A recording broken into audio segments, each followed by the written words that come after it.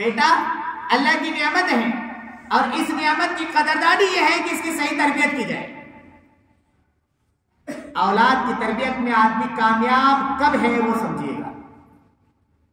औलाद की तरबियत में आदमी कौन सा कामयाब है वो पैमाना बता रहा हूं मैं, कि कौन सा आदमी वाकई अपनी औलाद की नियामत की तरबियत में और अपनी औलाद की जो नियामत अल्लाह ने दी है उसकी तरबियत में कामयाब शख्स कौन है, वो उसका पैमाना बता रहा हूं।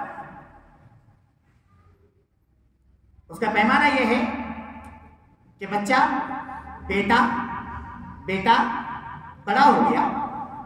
पैमाना यह है औलाद की तरबियत का, बेटा बड़ा हो गया, 15 साल का हो गया, 16 साल का हो गया, उस लड़के को अगर बुलाया जाए और उसको जनाजे की नमाज की दुआ सुन ली जाए। देखो बहुत ध्यान से सुनना क्या बात कर रहा हूं।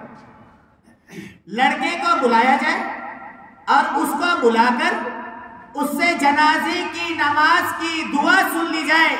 अगर उस बच्चे ने 15 साल के ऊपर के बच्चे ने जनाजे की नमाज की दुआ सुना दी तो समझना इसका बाप कामयाब है, इसने अपनी औलाद की सही तरबियत कर दी। और अगर उसका बेटा वो दुआ नहीं पढ़ सका तो समझना इसने अपनी जहन्नम तैयार की है, इसने अपने औलाद की कदरदानी नहीं की है। मैं बहुत साफ तौर पर कह रहा हूं, औलाद की कदरदानी का पैमाना बता रहा हूं मैं, कि अगर बच्चा दुआ सुना देता है जनाजे की नमाज की, कि अगर इसका बाप मर जाता है और ये अपने बाप की जनाजे की नमाज में दुआ पढ़ सकता है, अल्लाहुम्मा गफिर ली हय्यिना व मय्यितिना व शाहिदीना व गायबीना, ये दुआ सुना सकता है तो समझना वो बाप कामयाब है। उस बाप ने अपनी औलाद की सही तरबियत कर दी।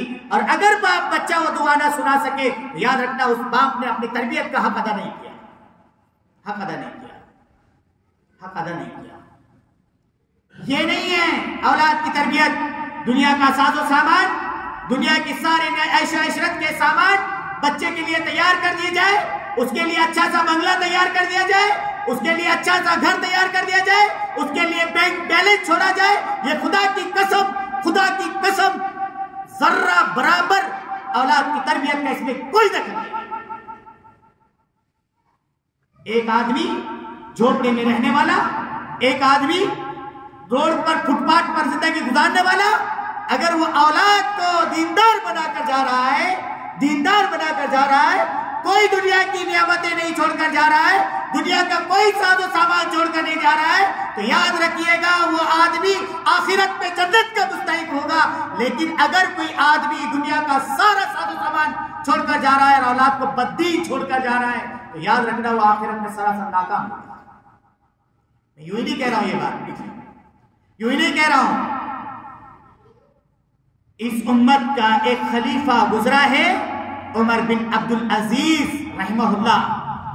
जब ये बादशाह बने हैं और बादशाह बनने के बाद जब इन्हों का वक्त आया करीब मरने का, पूरा जमाना ऐसा गुजारा है कि जर्रा बराबर कोई चीज अपने पास जायद नहीं आने दी। ऐसा आदमी जब दुनिया से जा रहा है तो मरते वक्त में अपने 11 बेटों को बुलाया और बुलाकर बच्चों से कहा, बेटा दुनिया की कोई चीज तो अगर तुम चाहते तो मैं बादशाह था, मैं तुम्हारे लिए सारे ऐशो इशरत के सामान जमा कर सकता था, लेकिन मेरी जहन्नम तैयार होती थी। लेकिन बच्चों मैंने तुम्हारी दुनिया का कोई साजो सामान तैयार नहीं किया, लेकिन अलबत्ता ये है कि मैंने तुम्हें दीनदार बनाया है, तुम्हें हलाल का लुक़मा खिलाया है। मैं तुम्हारे दुनिया से जाते वक्त में तुम्हारे लिए कोई चीज छोड़कर नहीं जा रहा हूँ, छोड़कर जा रहा हूँ तो तुम्हें दीनदार बनाकर जा रहा हूँ, अपनी आखिरत तैयार करके जा रहा हूँ। बच्चों ने कहा, अब्बू जान हमें मंजूर है, हमें मंजूर है कि आपने हमें दीनदार बनाकर छोड़कर जा रहे हैं। जब मरे हैं तो 12 अशरफिया छोड़कर गए, 12 अशरफिया। हम अपने औलाद की तरबियत करना चाहते हैं, हम अपने औलाद की तरबियत करना चाहते हैं और हम ये समझते हैं कि औलाद के लिए प्रॉपर्टी अच्छी तैयार कर दो, हर बच्चे को अलग अलग है। अपन तो माशाल्लाह बहुत सेटल कर दिया बच्चे को, उसको भी लगा दिया अपने लाइन से, उसको भी लगा लाइन से, इधर वाले को लाइन से, और किसी को दीनदार वो नहीं पढ़ लेते रहो, जुम्मे एक 2 रकात ईद बरात की पढ़ी लेते बच्चे, कर ही लेते हो। ये बात की तरबियत की बच्चों की। इसीलिए मैंने जुमले कहा कि अगर बच्चा जनाजे की नमाज की दुआ सुना दे तो समझना इसके बाप ने इसकी सही तरबियत की है, वरना इसने अपनी आखिरत खराब की है। क्यों कह रहा हूं मैं? दुनिया को अल्लाह ताला ने कभी नजर रहमत से एक भी मर्तबा नहीं देखा। अल्लाह ताला ने कभी मोहब्बत की निगाह से एक भी मर्तबा दुनिया को नहीं देखा, बल्कि प्यारे आका ने यहां तक कह दिया अब दुनिया जिफा तालिबुहा किलाब। सुनो सुनो सुनो, सब सुनो। अल्लाह के नबी ने फरमाया अब दुनिया जिफा, दुनिया मुर्दार है, दुनिया मुर्दार है।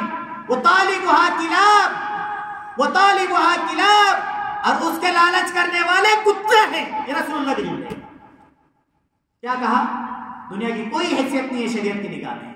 और आज जिसको देखो, जिसको देखो, जहां देखो, बस किस तरीके से प्रॉपर्टी तैयार की जाए और किस तरीके से प्रॉपर्टी दीनदार। हाँ, आप बच्चे को दीनदार बनाओ, हमने प्रॉपर्टी कभी मना नहीं किया, प्रॉपर्टी के बारे में बता रहा हूं आगे, कभी नहीं मना किया। लेकिन औलाद दीनदार है, फिर उसके लिए दुनिया कोई नुकसानदेह नहीं है। औलाद दीनदार नहीं है तो फिर वो बाप की जनाजे की नमाज भी नहीं पढ़ सकता, याद रखना। फिर बाप की जनाजे की नमाज होगी और वो टाई लगाकर घूमते रहेगा, जूता पहन के, जूता भी नहीं उतारेगा। कई जनाजे आपने भी देखे होंगे, हमने भी देखे होंगे कि औलाद खड़ी हुई है, लोग बाप की जनाजे की नमाज पढ़ रहे हैं और कोई उसको बताने वाला नहीं है, मेरा बाप है, तेरे बाप के आखिरी जनाजे की नमाज पढ़ ले, नहीं बताने वाला, कोई समझाने वाला भी नहीं है, कोई बताने वाला भी नहीं। क्यों? इसलिए कि बंदे खुदा ने अपनी औलाद की तरबियत इसमें समझा कि बस बच्चे को पढ़ा लिखा के दुनियावी कोई डिग्रियां दिला दो और बच्चों को बस सेटल कर दो, बस होगा। वो समझता है ये मैंने तरबियत कर दी।